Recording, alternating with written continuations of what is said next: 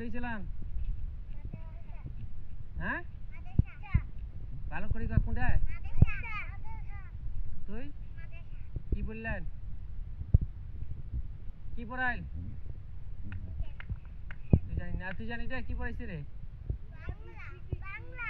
বাংলা আরবি পড়াই নাই মাদ্রাসা তোমরা বাংলা বুঝেন কেন